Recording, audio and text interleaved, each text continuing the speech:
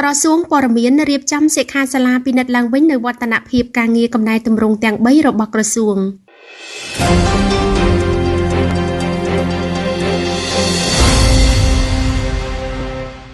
អាយដាមនេតភក្ត្រារដ្ឋមន្ត្រីក្រសួងព័ត៌មាននៅព្រឹកថ្ងៃទី21ខែឧសភាឆ្នាំ2025នេះបានអញ្ជើញជាអធិបតីភាពបើកសិក្ខាសាលាពិនិត្យឡើងវិញនូវវឌ្ឍនភាពការងារកំណែទម្រង់ទាំង3របស់ក្រសួងព័ត៌មានសិក្ខាសាលាធ្វើឡើងរយៈពេល2ថ្ងៃគឺចាប់ពីថ្ងៃទី21និងទី22ខែឧសភាឆ្នាំ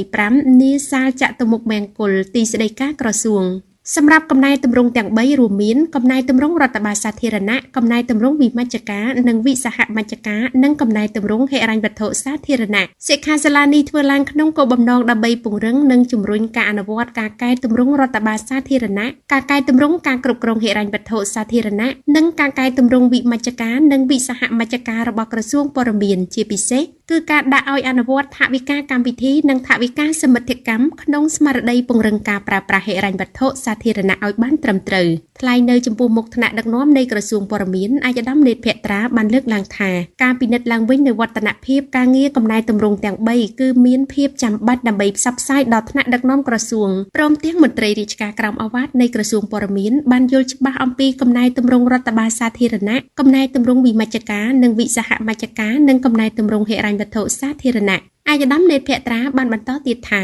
នៅពេលដែលថ្នាក់ដឹកនាំក្រសួងបានក្តាប់ជាប់នៅផែនការយុទ្ធសាស្ត្ររបស់ក្រសួងច្បាស់ណាស់នឹងធ្វើឲ្យដំណើរការប្រព្រឹត្តទៅរបស់ក្រសួងព័ត៌មានដំណើរការដោយរលូនស័ក្តិសមជាក្រសួងដែលទទួលខុសត្រូវលើមុខងារគាំទ្រលើវិស័យព័ត៌មាននិងសោតទស្សន៍ជាពិសេសនៅក្នុងដំណាក់កាលរីកចម្រើនផ្នែកបច្ចេកវិទ្យាបញ្ញាសិប្បនិម្មិត AI ដែលត្រូវទាមទារឲ្យក្រសួងស្ថាប័នទាំងអស់ដែលជាសេនាធិការរបស់រាជរដ្ឋាភិបាលត្រូវធ្វើការកំណែទម្រង់និងពង្រឹងសមត្ថភាពរបស់មន្ត្រីជាមួយគ្នានេះដែរអាយដាមរដ្ឋមន្ត្រីនេតភក្ត្រាបានបញ្ជាក់ទៀតថាដំណើរនៃការវិវត្តទៅមុខរបស់ក្រសួងព័ត៌មានគឺពឹងអាស្រ័យទៅលើស្ពឺទាំងអស់នៃដំណើរការរួមពោលគឺស្ពឺថ្នាក់ដឹកនាំស្ពឺអគ្គនាយកដ្ឋានប្រធានមន្ត្រីរាជធានីខេត្តរួមទាំងការិយាល័យចំណុះទាំងអស់ដែលត្រូវដើរក្នុងចង្វាក់តែមួយដើម្បីធ្វើឲ្យកំណែទម្រង់របស់ក្រសួងទៅមុខដោយមិនរអាក់រអួលដូច្នេះចំពោះដំណើរការប្រព្រឹត្តទៅរបស់ក្រសួងព័ត៌មានគឺត្រូវពឹងអាស្រ័យទៅលើការចូលរួមពីសំណាក់មន្ត្រីរាជការគ្រប់អគ្គនាយកដ្ឋានទាំង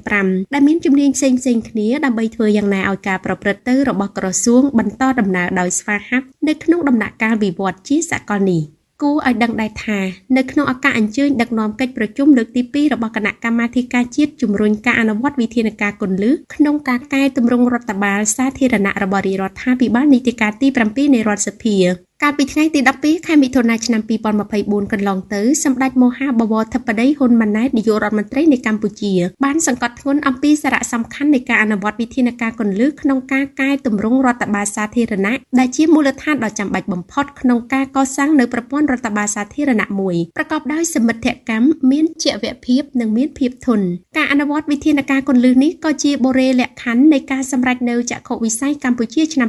2050ដែលត្រូវបានកំណត់ក្នុងយុទ្ធសាស្ត្របញ្ចកោណដំណាក់កាលទី1ថានៅក្នុងរយៈពេល25ឆ្នាំខាងមុខកម្ពុជាជាសង្គមជាតិមួយដ៏រស់រវើកដោយមានរដ្ឋរឹងប៉ឹងមានអភិបាលកិច្ចល្អនិងស្ថាប័នរឹងមាំប្រកបដោយតម្លាភាពនិងគណនេយ្យភាពហើយបម្រើជាតិនិងប្រជាជនប្រកបដោយប្រសិទ្ធភាពនៅក្នុងចីរភាពនៃប្រព័ន្ធតួអង្គតែមួយ Dynamic Stakeholder System